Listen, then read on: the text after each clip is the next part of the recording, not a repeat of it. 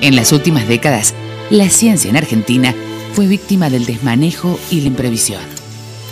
Sin compromiso del Estado, sin políticas que la condujeran y la alimentaran, sin una visión estratégica, sin horizonte. Solo el talento, esfuerzo y dedicación de nuestros trabajadores, investigadores y científicos la mantuvo de pie en los momentos difíciles.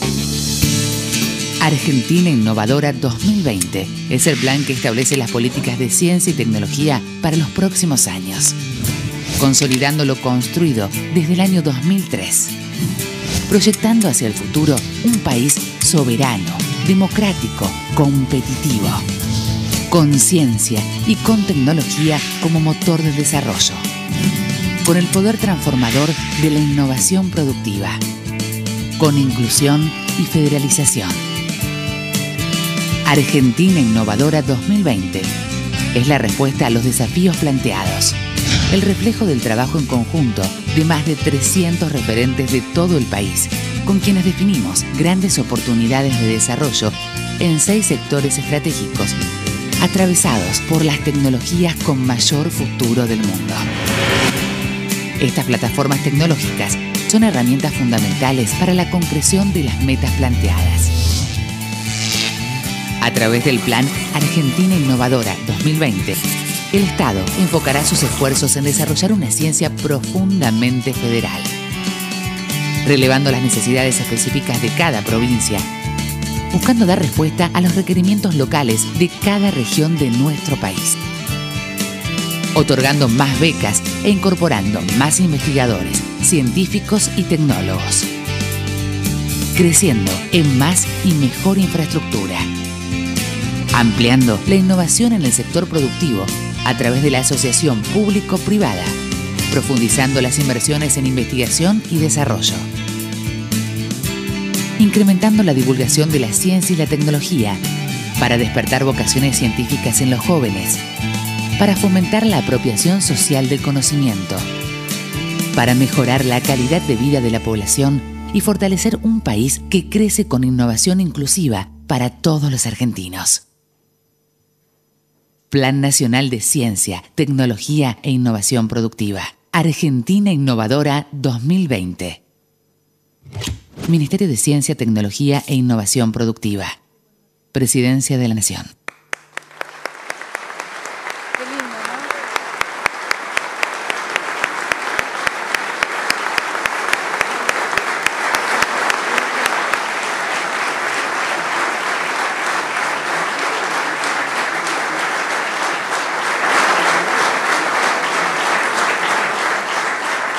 Dirige la palabra a continuación el señor Ministro de Ciencia, Tecnología e Innovación Productiva, doctor Lino Barañao.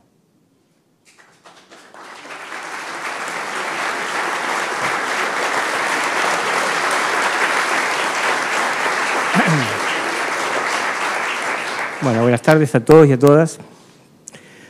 Si yo les dijera que vamos a empezar hablando de un recurso estratégico para el desarrollo del país, que era abundante en la Argentina, pero que estaba muy mal administrado y que no solo no abastecía las necesidades propias, sino que todo el beneficio se verificaba en el exterior, ustedes pensarían que yo voy a hablar de YPF y de la regulación del petróleo. Pero hay un recurso igualmente importante, que son los cerebros. Y tal vez la situación con los cerebros era todavía más vergonzosa que con el petróleo. Porque durante mucho tiempo no usamos este recurso, exportábamos cerebros en pie, no exportábamos, regalábamos cerebros en pie porque no recibíamos nada a cambio. Ese beneficio de la educación argentina gratuita redundaba en mejora de la competitividad de nuestros países, de los países del hemisferio norte, con lo cual estábamos haciendo una transferencia neta de recursos. Y de hecho, durante mucho tiempo en Argentina los científicos fueron considerados alternativamente peligrosos y había que apalearlos, o prescindibles, porque la tecnología se compraba en el exterior. Entonces, se llegó a hacer un experimento bastante perverso acá en Argentina. En los 90 se trató de ver cuál era el sueldo mínimo por debajo del cual no había más investigación. Llegaron a $50 por mes y los investigadores siguieron trabajando. Con lo cual, algún político sale a la conclusión de que no hay relación entre el sueldo y la actividad científica. ¿Para qué invertir si los científicos se las arreglan? Y eso llevaba a una situación que es perversa por lo siguiente. Eso llevó a que los científicos pensaran, bueno, no pedimos nada, pero que no nos pidan nada. Y algunos decían, hacemos lo que nos gusta y encima nos pagan. Cosa que en mis años de militante gremial, porque esos recortes de diarios son del archivo de la Asociación de Personal del CONICET, me molestaba muchísimo, porque esto implicaba que el científico no era parte de la comunidad, era alguien que se consideraba un descastado y que por lo tanto hacía lo que podía. Esto no es claramente lo que ocurre en los países desarrollados. Los países desarrollados basan su prosperidad en el conocimiento, en los cerebros. Si uno se fija qué países están bien hoy por hoy, no tienen petróleo, no tienen minerales, tienen buena educación, tienen ciencia y tecnología. Entonces, claramente, hoy por hoy, la educación, la ciencia y tecnología son el motor del desarrollo económico y de la prosperidad. Prosperidad entendida como mejora de la calidad de vida, o mejor dicho, como me corregía la presidenta ayer, no es cuestión de vivir mejor, sino de vivir bien. A eso debemos propender, y en eso es que donde la ciencia puede contribuir. ¿Qué hemos hecho desde el 2003 hasta la fecha? Creo que el primer hecho significativo fue que un presidente, Néstor Kirchner, preguntó por primera vez cuánto ganaba un becario. No solo preguntó, sino que elevó las becas, eso lo cuenta Adrián Paenza, fue una entrevista que tuvo con él, y a partir de eso comenzó un proceso de reconstrucción de este acervo tan valioso que teníamos, con todo un programa de fortalecimiento, de mejora salarial, de mejora de las condiciones laborales, aumento del número de investigadores, aumento del número de becas, becas que sirven para formar doctores, no solo para el CONICET, sino para el país.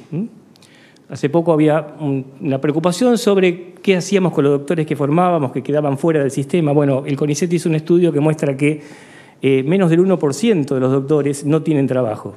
O sea que claramente un doctor tiene una ventaja competitiva para desempeñarse en el mercado laboral, no solo en el ámbito público, sino en el ámbito empresarial. Queremos que en la medida que en Argentina ocurra lo que ocurre en los países desarrollados, que los doctores trabajan en el sector privado y mejoran la competitividad, vamos a contribuir mucho más eficazmente a este objetivo de que Argentina tenga una economía basada en el conocimiento, o mejor dicho, como Guillermo Moreno me ha corregido también alguna vez, que incorpore conocimiento. No está totalmente basada en el conocimiento, pero claramente la incorporación de conocimiento es la que permite incorporar valor a nuestras exportaciones.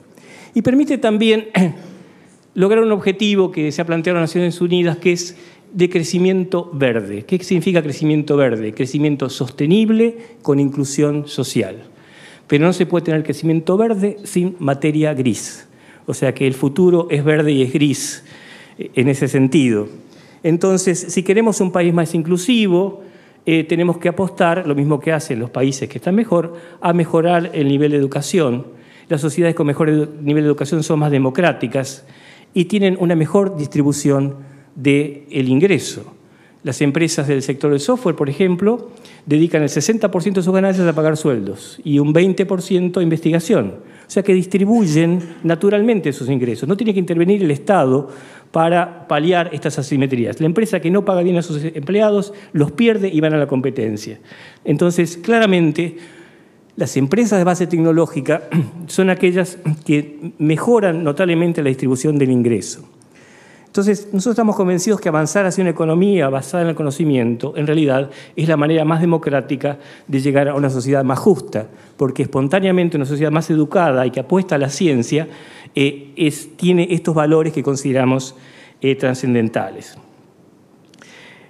Decía que recuperamos el ingreso a carrera y recuperamos un capital intelectual que estaba invertido en el exterior, porque como ustedes sabrán, durante décadas muchos científicos emigraron, miles de ellos.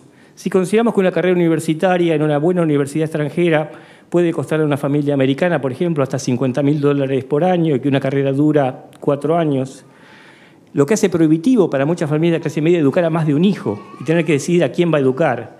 Eso es algo que no siempre tenemos conciencia en Argentina de cuál es el valor de una educación universitaria gratuita.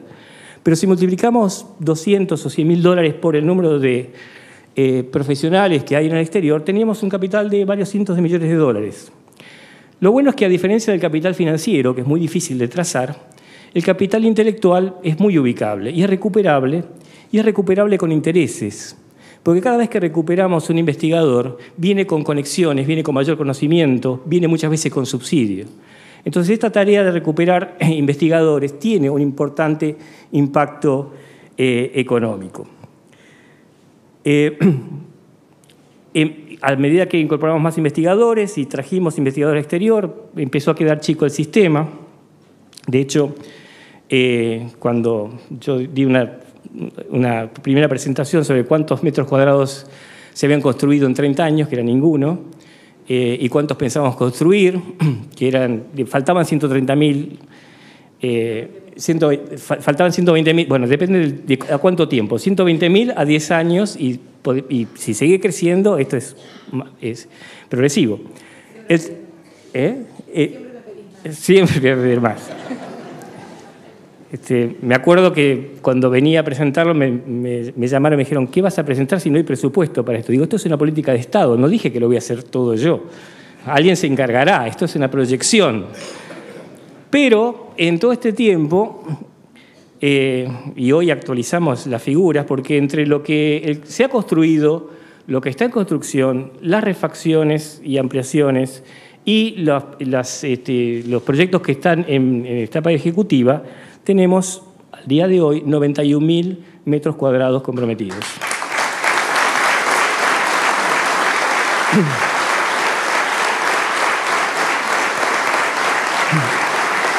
Ahora, los investigadores no se conforman, no pensé que yo ya me despegué, no se conforman los investigadores con tener espacio, quieren equipamiento que es caro.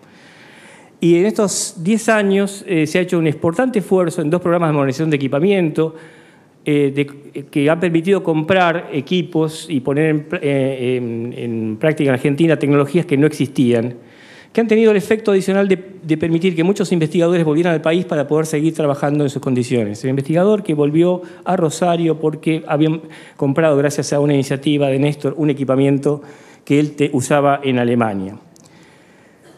Esto fueron 2 etapas, y lo que hemos hecho más recientemente es hacer un uso eficiente de ese equipamiento a través de sistemas nacionales de microscopía, de resonancia magnética, un sistema tal que permite a un investigador de Córdoba reservar un microscopio en la ciudad de Buenos Aires o en Mendoza, de forma tal que continuamente estén en uso y que el equipo no sea pertenencia del investigador y propiedad privada, como solía ser en el pasado. Creemos que este es un esfuerzo importante que hace la sociedad y tenemos la obligación de hacer un uso eficiente del mismo. Y esto también implica un cambio de lógica, una lógica mucho más altruista, más cooperativa, que no era frecuente en el sistema científico-tecnológico. Una vez fortalecido el sistema, digamos, tiene que ver qué se hace. Digamos. Todo el mundo dice la ciencia es el motor del conocimiento. Bueno, el motor ya lo hemos puesto en condiciones, pero el motor sirve si está en un vehículo. Y el vehículo sirve si no sabe a dónde quiere ir. Si no, digamos, para eso podía tener el motor parado y no había diferencia. Dijimos a dónde queremos ir, a una sociedad más justa, donde el conocimiento sea el motor de la prosperidad, y esto implica acoplar efectivamente este motor con otras áreas. Un primer componente es acoplar el sistema científico, las entidades académicas, con las entidades productivas, con las empresas. Y esto tiene su razón de ser por las funciones que cada uno tiene. El sistema científico recibe fondos y produce información. Una empresa a base tecnológica recibe información y la convierte en un producto, en un servicio que le llega al ciudadano común. Ni es función de la universidad fabricar masivamente nada, ni una empresa puede encarar las inversiones muy importantes para proyectos de alto riesgo. Entonces, el Estado, a través del financiamiento del sistema público, y las empresas absorbiendo esa información y convirtiéndola en producto, es la que permite cerrar el círculo que hacen que el ciudadano que pagó sus impuestos reciba algo a cambio. Pero las lógicas son muy distintas. Durante décadas se estableció una posición, no diga ya de reticente, sino hostil del sector público, del sector académico, sobre el empresario. Todo el mundo pensaba que el empresario era alguien que venía a robarle aquello que había conseguido con tanto esfuerzo. El empresario pensaba que el científico hacía lo que su curiosidad le indicaba y que nada de eso servía para nada y que era un parásito al cual él le pagaba el sueldo y que al fin y al cabo, de última, si le daba algo, es algo que ya le pertenecía. Existía también el concepto de que eran moralmente distintos, o sea que un empresario es un individuo egoísta que piensa solamente en el lucro y un investigador es un individuo altruista destinado al beneficio de la humanidad. Yo, después de años de estar en la Agencia de Promoción Científica, llegué a la conclusión de que esta diferencia no parece ser tal porque conocí empresarios que habían hipotecado su casa y se habían endeudado con sus amigos para salvar la fuente de trabajo de sus empleados.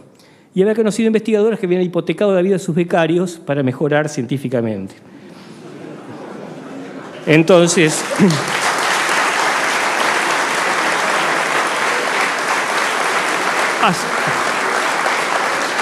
asumamos que ni unos ni otros son moralmente distintos y que hay de todo la viña del Señor en ambos casos. Pero hay que juntarlos y eso es complicado, porque el empresario busca la rentabilidad, si no, eso no vive. Y el científico, en el sistema tradicional, busca que los demás lo reconozcan y que le aprueben el informe que le permite subsistir en el CONICET, como sabe acá el señor jefe de gabinete. Dicho sea de paso, este es el único ministerio que tiene 4 o 5 investigadores del CONICET. El gobierno, es el gobierno.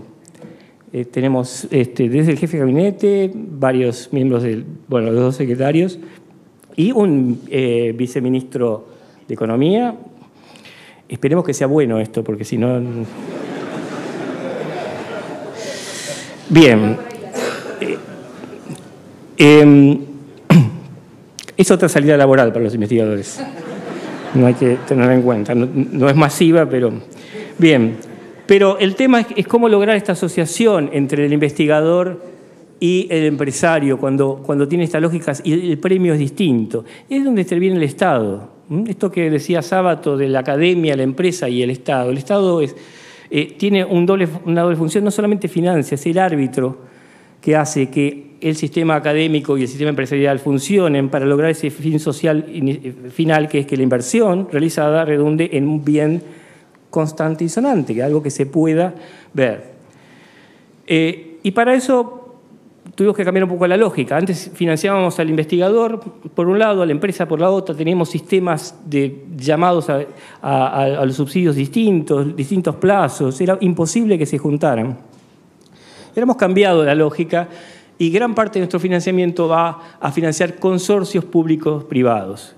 ¿Cuál es la lógica? Que tienen que venir de la mano el investigador o los investigadores y los empresarios y decir, bueno, esto que vamos a hacer es original, tenemos este plan de negocios, la primera parte de la investigación la asume el riesgo el Estado, porque puede fallar, pero si el proyecto es exitoso, la empresa se compromete a hacer una inversión que tiene que ser igual o mayor a la que hizo el Estado y tiene que garantizar, en el caso acá de un producto, que se llega al ciudadano común a un precio razonable o permite sustituir una importación que también redunda en beneficio del país.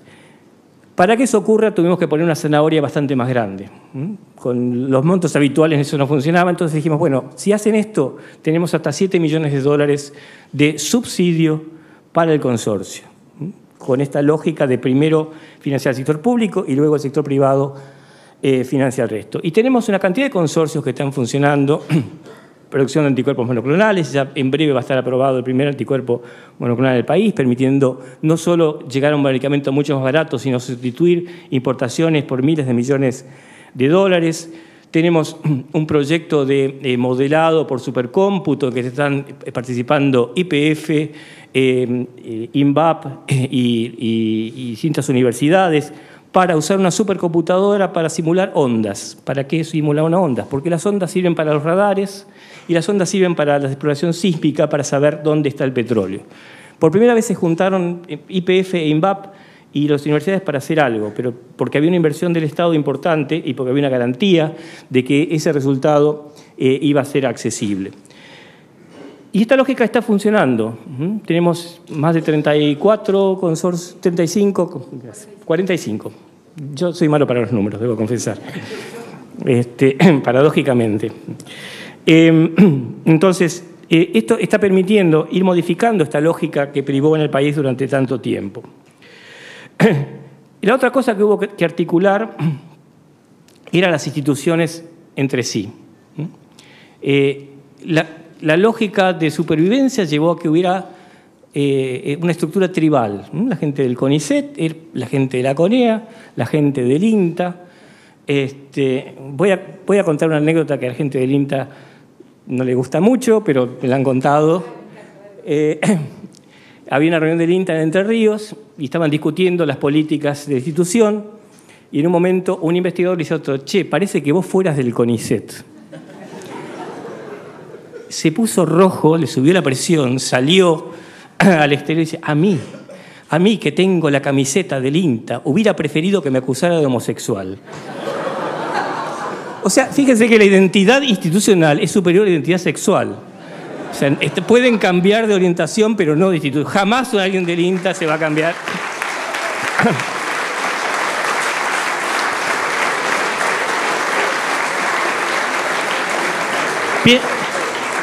Ahora, piensen ustedes cómo asociar a gente del INTA, CONEA, CONICET, en función de un proyecto único. Bueno, esto ha sido una tarea ingente de la Secretaría de Articulación, que ha logrado con paciencia, con calma, sin amenazas, que vean que hay un beneficio común y se están estableciendo relaciones amistosas muy importantes. Hay proyectos que, financiamiento mediante,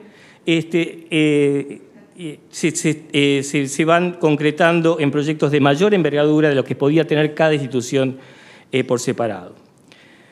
El otro es la integración federal. Cada provincia tenía su lógica, o mejor dicho, no tenía nada porque no había financiamiento del Estado. Me acuerdo cuando yo empecé en la agencia, tenía una prevención hacia el Consejo Federal de Ciencia y Tecnología, porque eran representantes de provincias que venían a pedir plata, pero pedían 30, 40 mil pesos para un proyecto. Digo, con esto no hacemos nada, hagamos algo serio. Si quieren plata, pongamos mínimo 300.000 pesos por proyecto, bueno, acá hay varios que se acuerdan, para todas las provincias igual, y fijen las prioridades de las provincias. Entonces nosotros vamos a avalar científicamente, pero cada provincia decide a través de sus organismos qué es lo que quiere hacer. Nosotros ponemos fondos y queremos cosas concretas, cosas de desarrollo comunitario, desarrollo local. Y esto fue muy exitoso. El año pasado hemos destinado para el COFECIT 178 millones de pesos. Es un cambio de 30.000 pesos por provincia a 178, es un cambio importante. Y estos, si tenemos que ver los proyectos que tienen más impacto social, son estos proyectos en que las provincias han participado. Y ahora estamos trabajando también a nivel de los municipios. Hay muchos intendentes que tienen iniciativas, que quieren hacer un desarrollo basado en proyectos tecnológicos, quieren abrir parques tecnológicos, y estamos apoyando directamente a los intendentes y en algunos casos a escuelas técnicas de algunas intendencias. Hemos hace unos meses inaugurado una iluminación en una plaza pública en Marcos Paz, hecha por alumnos de una escuela técnica. Realmente fue un proyecto que me presentaron, dije, si ustedes lo elaboran, se lo financiamos, iluminaron la plaza.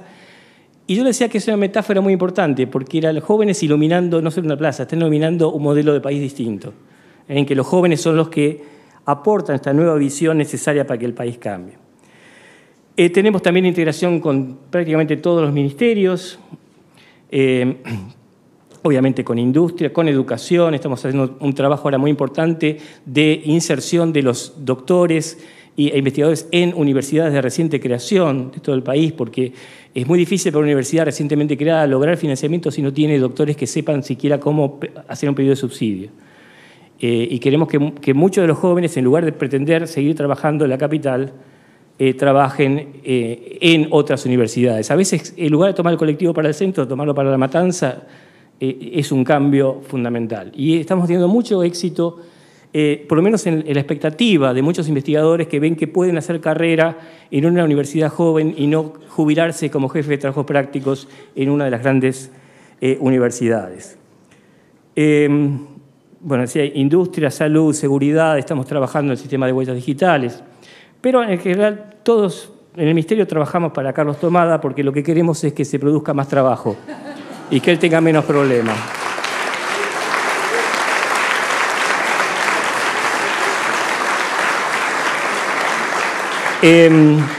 Nos hemos integrado también al mundo, tenemos convenios con prácticamente todos los países y hemos también cambiado la lógica, porque históricamente lo que se hacía es se aprobaba un subsidio por muy poca plata y le permitía al investigador viajar de un lado a otro. El único impacto económico era en turismo.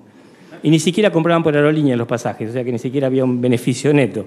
Así que ahora lo que hacemos es otra cosa. Decimos, bueno, nos reunimos en ambos países, en qué queremos colaborar, cuál es la prioridad, y financiamos los productos en forma conjunta, ya sean centros virtuales o centros de existencia real.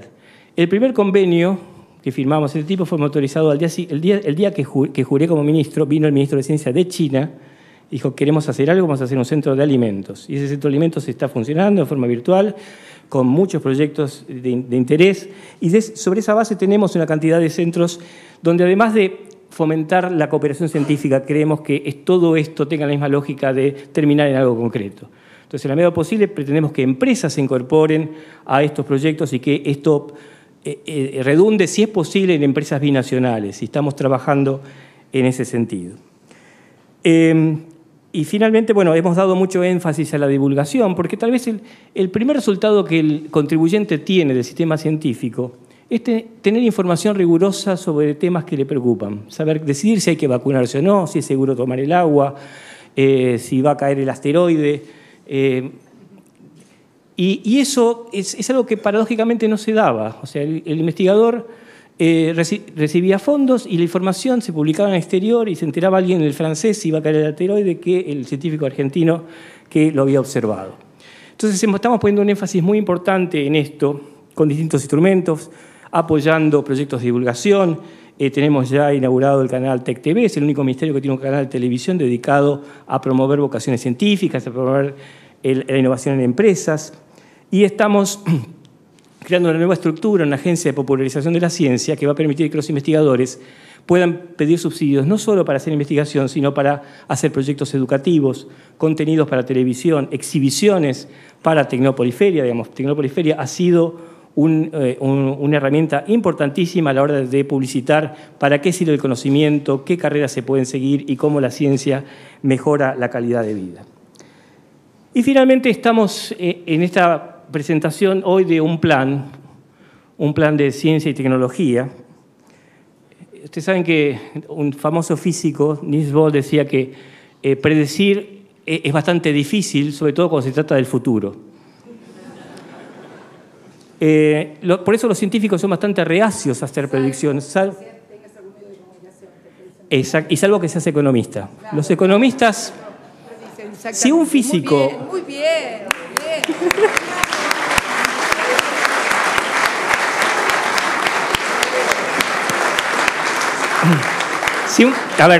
Si un físico le hubiera pifiado al tamaño del bosón de Higgs, en la magnitud que le pifian sobre los economistas sobre la valoración del dólar, algunos, los que hablan en los medios, algunos, ya estarían fuera de carrera. Sin embargo, los medios y ciertos sectores económicos son muy tolerantes con la imprecisión de esa ciencia en particular. Pero planificar es importante, aunque dicen que la mejor manera de predecir el futuro es inventarlo, y básicamente lo estamos inventando. Y no siempre el diagnóstico sirve. Yo me acuerdo que, bueno, cómo se hacían las planificaciones. ¿Por qué era escéptico yo? Porque yo viví durante décadas la tarea de planificación. ¿Cómo se hacía un plan de ciencia y tecnología? Se llama a 10 científicos eminentes que digan qué es lo importante. Curiosamente, a 10 temas importantes. Uno dice, no, son muchos, llamemos a 3, 13, y así sucesivamente. Bueno, llegó a haber 124 temas importantes. Me acuerdo una vez que estábamos contando las prioridades fijadas por este sistema, y una delegación de Corea y escuchaba atentamente todas las prioridades. Dice, en Corea tenemos 2 principios, selección y foco. Y ahí dije, violín en bolsa, bueno. Pero yo aprendí bastante de los coreanos. Una vez me contó un ministro de Ciencia de Educación de Corea, en una reunión, me acuerdo que fue en Pisurno, que un periodista le había preguntado a un funcionario de Corea cómo habían decidido que Corea iba a ser líder mundial en la industria del hardware. Dice, bueno, contratamos una consultora internacional que nos dio 20 motivos por los cuales Corea jamás iba a ser competitiva en la industria del hardware. Fuimos eliminándonos de uno a uno. Cuando eliminamos el 20, éramos líderes mundiales.